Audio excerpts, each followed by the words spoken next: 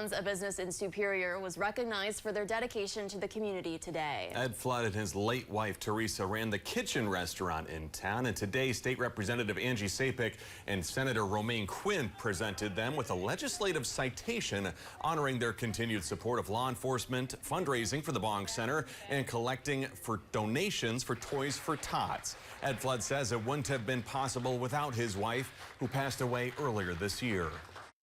It's all her.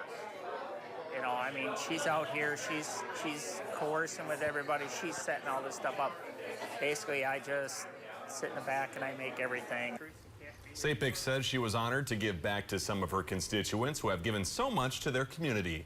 It's important when someone is so community-oriented that they get recognized for their efforts. There's been thousands of dollars donated to the Legion, to the Toys for Tots program. Ed plans to continue his wife's legacy by volunteering and being a staple still in Superior.